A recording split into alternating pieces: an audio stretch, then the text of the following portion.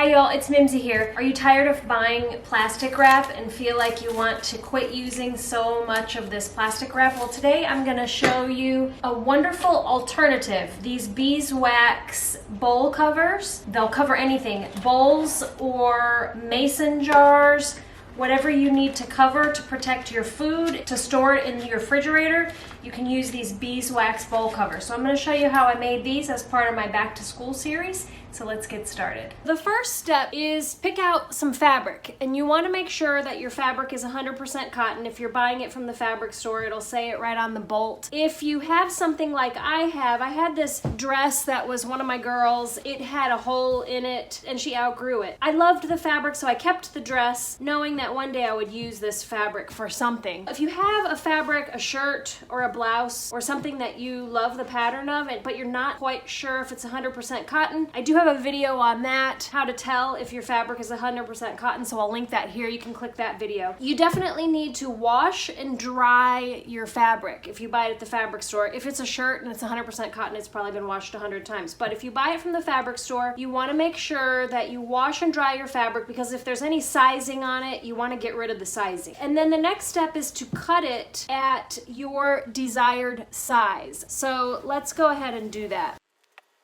So you definitely want to cut your beeswax covers to be 2 inches bigger than whatever item you want to cover. So my everyday bowls are 2 inches smaller than the round circle that I cut. And then you can also do squares and rectangles, whatever you desire.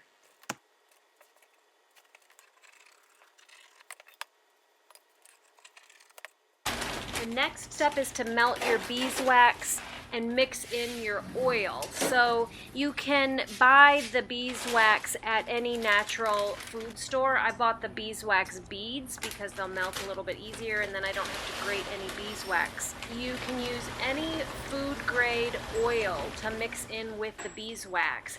I actually ended up using olive oil, but you can use any food grade oil, jojoba oil, coconut oil, but preferably an oil that stays liquid at room temperature, because the purpose of the oil is to keep your wraps nice and pliable so that you can bend them over your bowls and cups and things easily, and that's the purpose of the oil.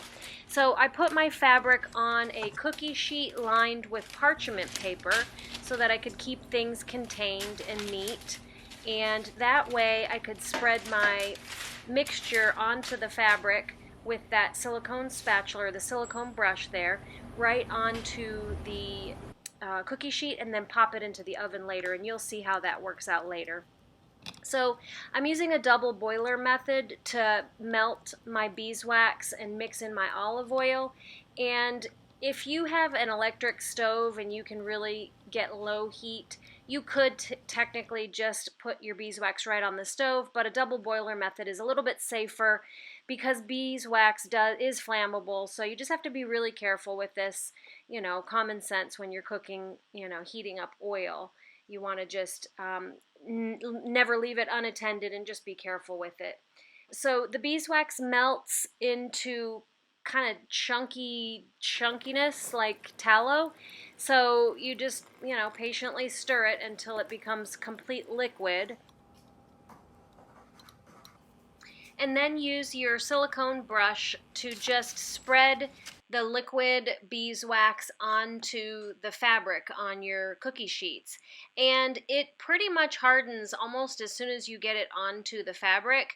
So the next step is to actually pop it into the oven for just a few seconds, like maybe 30 seconds, along with some bacon like I've got here. And then just stand at your oven with your hand on the oven door and just keep checking it every few seconds, because it does melt pretty quickly and you don't want to walk away and forget it, because beeswax covered fabric in your oven could be trouble. So just stay at your oven. And you can tell by the way that it looks, it's all shiny and melted, you'll know right away.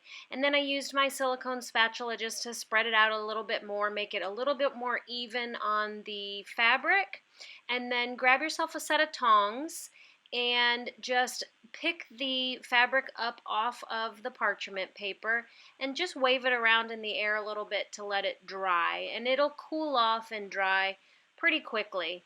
And you know, I'm picking up one of the corners here. It's still pretty hot at this point, but I'm able to pick it up. And then once the beeswax is cooled off, they're ready for use. You can go ahead and grab a bowl or a mason jar and use them immediately. This is one of those projects that's so fun because it's instant gratification and they work so great. And the heat from your hands is what makes them moldable and just stay around your jar or your bowl. And you can just rinse them off and wash them with the mild soap, with dish soap, just a little bit of dish soap if you need to, or just rinse them. And then you can flatten them back out with the heat from your hands and just store them in your drawer. They're so nice because they store so flat and they're easy to clean. And they look so pretty and they are so effective. And if they get too worn out, you can add a little bit more beeswax to them and refresh them or compost them.